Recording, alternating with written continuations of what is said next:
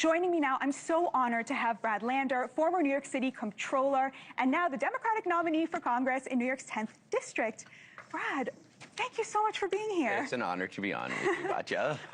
Long-time fan, not always an agreeer, but a long-time fan. I have to start by saying it's very cool that you came here, and the thing that I heard about you this week was from somebody who volunteers at the same soup kitchen as me, a kind of Haitian man about town, Rudy, and what he said to me was, Brad Lander won because everywhere you turn in this city, you see Brad Lander. He goes everywhere and he talks to everybody. So first of all, congratulations on your victory. Thank you. Well, I appreciate it, and I wanted to come here because I've seen you hold independent views. When you were at the Forward, you curated this very broad spectrum of point of views, and you know we'll disagree on some things, but in some ways that's what we're supposed to do as well, both like Jewishly and democratically, and I'm grateful for the opportunity. And many people would not have done this, so thank you again. All right, let's get started. Yeah. You left the DSA in 2023 over October 7th. You said that the language the DSA used about Hamas was vile, was the word you used. Yet now you're sharing a stage with them. You're accepting their support. How do you explain this 180? So, you know, I joined DSA when I was a freshman in college in 1987, and I was active when I was on campus. I hadn't been really active since then, wasn't endorsed by them in any of my races. And yes, I thought the rally that they lifted up or co-sponsored on October 8th was vile, and I said so.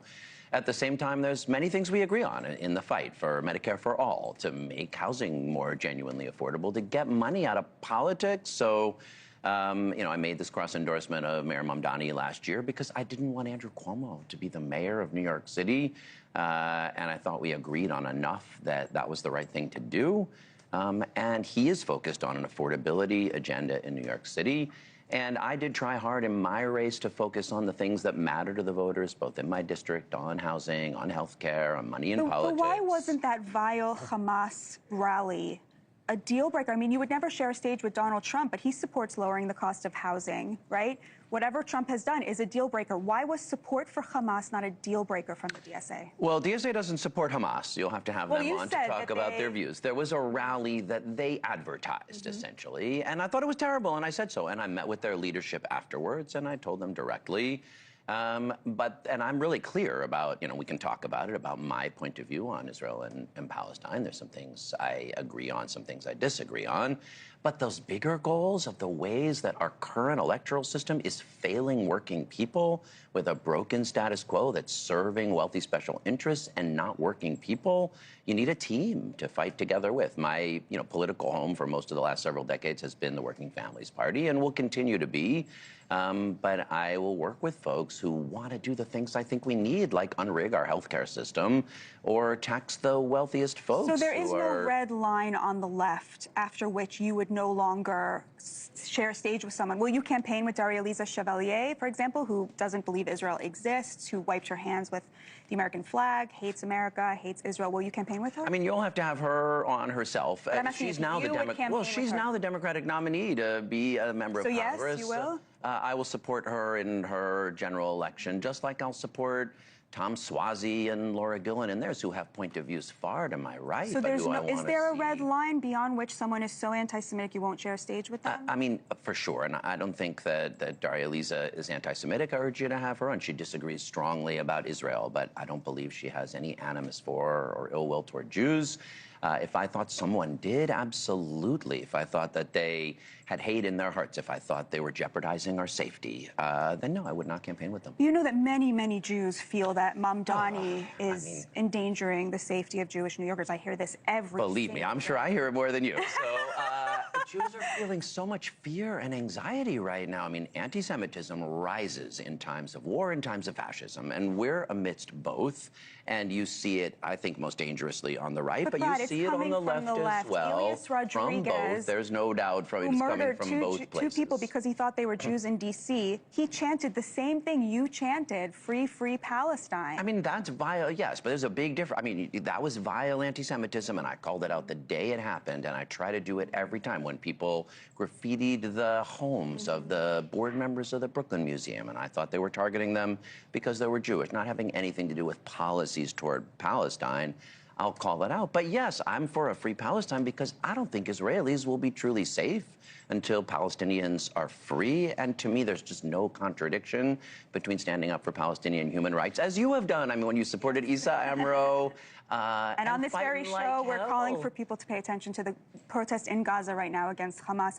But Mamdani doesn't just want Palestinians to have their own state. He believes Israel should not exist as a Jewish state. I mean, he thinks there should be a binational state that's a state for all its citizens. That's not my point of view. I remain a liberal Zionist. I believe in the vision of a... I'm sorry, go ahead. Sorry. You're good. Well, I was going to say, most Jews view that view as an endangerment of the Jewish Israelis who live in Israel, to ask them to basically live under a majority Muslim rule, like to give Sharia law a chance, right? Most Jews feel that the view that Israel should be a binational state is to endanger the lives of 8 million Jews.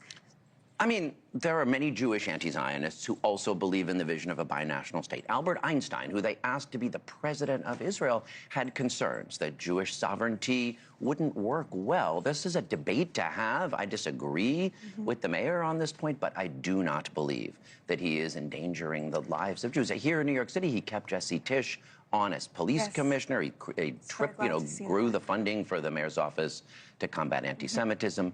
How Israelis and Palestinians are going to learn to live together.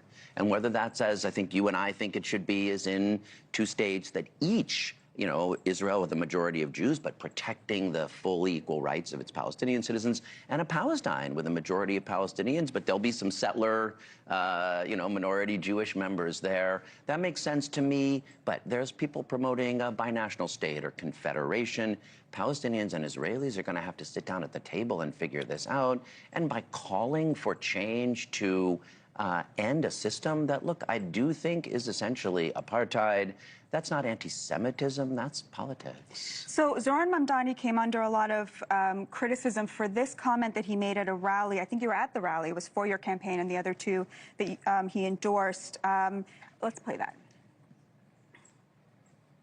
Now is the time of monsters. These monsters take many forms today. In those who fund television ads that blanket the airwaves with misleading and bad faith attacks about Claire, Brad, and Dari. Those who would rather spend far more on political contributions than they would ever be made to pay in taxes. In AIPAC, for whom the only thing more frightening than democracy being allowed to run its course is an end to genocide and Netanyahu's wars. This demonization of AIPAC as monsters who are undermining American politics, what's best for America, you yourself actually called this anti-Semitic. Can we pull this up? In a quote to the New York Times, you said that these tropes about AIPAC, about Jewish money and power are anti-Semitic, and then you said, but I have to talk about it in that way.